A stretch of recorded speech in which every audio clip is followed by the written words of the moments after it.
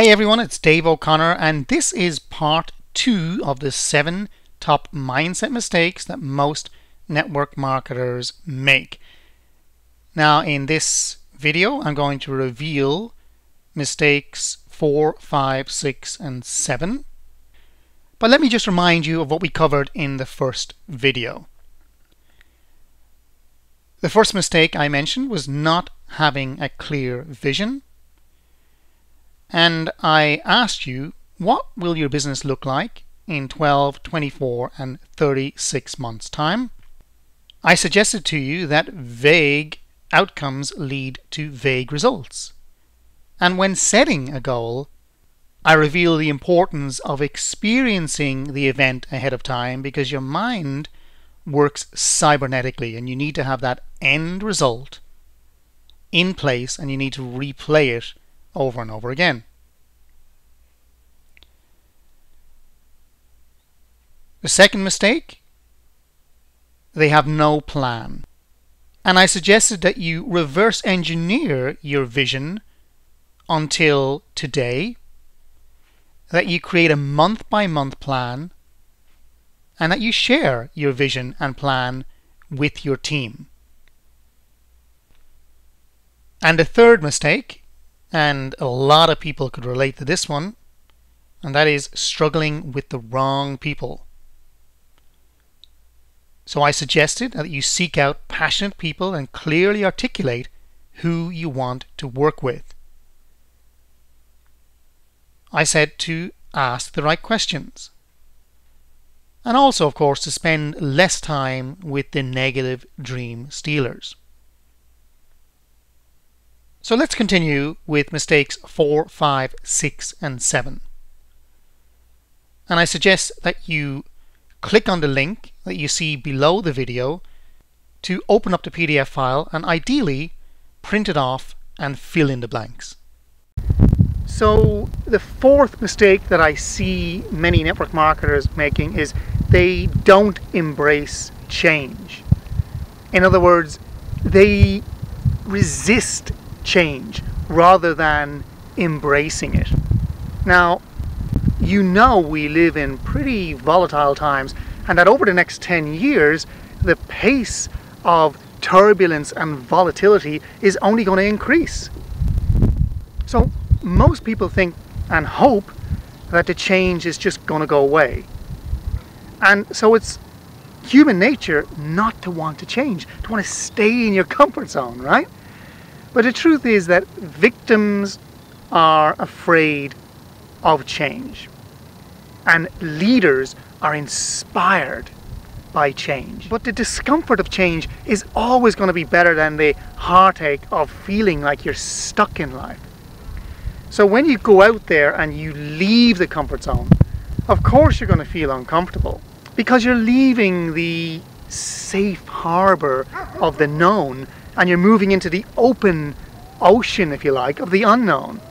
And that brings up a lot of fear, doubt, which can manifest in your body as discomfort. But I guess I'm here to tell you, if you want to play a much higher game as an entrepreneur, if you really want to win in this new world that we're living in, you have to develop the ability to handle greater and greater levels of challenge and not go into meltdown. And this will allow you eventually to really succeed effortlessly and elegantly and move up the levels in your business and indeed in life itself as well. So eventually you have to get comfortable, excited even, to do what the average person is just unwilling to do, and to do this every single day. Does that make sense? Next, people are too attached to making the sale.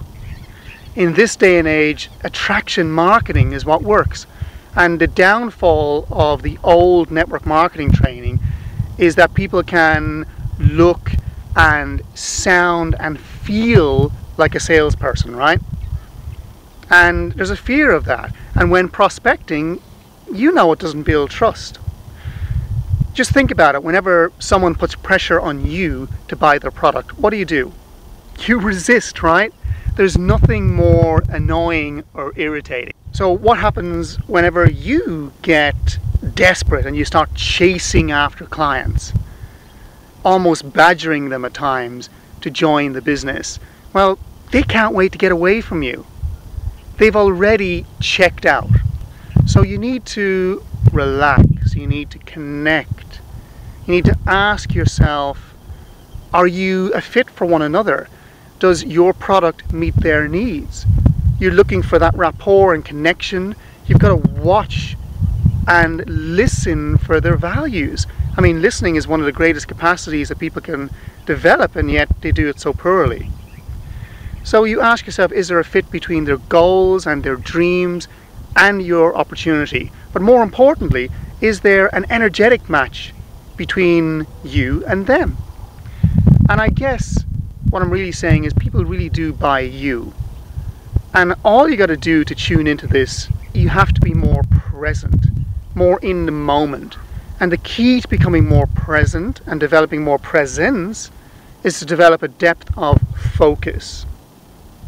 Most people are just too easily distracted. They're constantly taking their eyes off their goal, off the ball. And whenever that happens, that's it, you're out of the game. It was Henry Ford who once said that obstacles are those frightful things we see when we take our eyes off our goal. So people tend to waver, they lose their vision, and you've got to train yourself to have that laser-like focus. Let me just give you a quick tip for increasing your level of focus. I suggest you start your day by asking yourself, what is the absolute highest priority and number one goal that I need to focus on until completion today, that's going to actually move my business forward? Make sense? Now, another mistake that I see many people making is underestimating what it takes to succeed. So many people are not even in the game. They're just dabbling, they're just dipping their toes in the water. And my advice is you just are best to jump in, build quickly, make it fun, embrace your mistakes, right? Ultimately, you're going to discover your own flow. But you've got to be prepared to really go for it, to know your game inside out and be great at what you do. And also to be prepared for the inevitability that you're going to face opposition. You're going to face these obstacles. You see, it takes a special mindset to succeed. You need vision, you need planning, you need focus, you need consistency, you need resilience, the ability to recover fast from a defeat, right? So many times you're going to find yourself starting from scratch again and again and again. At least it's going to feel that way. And it's being okay with that. Even excited about that, because you're thrilled just to be playing the game. Because I believe a leader not only accomplishes greatness once, but can do so effortlessly over and over again. And one of the simplest ways to keep yourself motivated over time is to continually look for and listen for any sign of progress towards your goal. Because when you find a sign today, every day, you grab onto it, you seize it with all of your heart. You really look for the evidence that you can find that you're moving in the right direction, and you celebrate that, because you've got to enjoy the process of getting there, right? And it's not always that you're going to love the work, but you sure do develop a deep respect and highest regard for the process, because it really is who you become in the process. And yes, it's important to reach your destination and the goal, but it's more important who you grow into, right? So the final mistake that I see people making is probably the most important to me anyway, and that is they have their unconscious mind working against them, sabotaging their success. Have you ever felt like something was holding you back, that there was something preventing you from moving forward? Well, most of the limiting beliefs are below the threshold of our conscious mind, deep in our unconscious. According to the very latest neuroscience, the ratio of neurons that fire per second at the unconscious level compared with the conscious level is 1,000,000 to 1.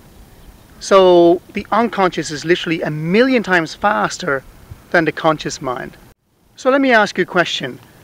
Why don't we do what we know to do?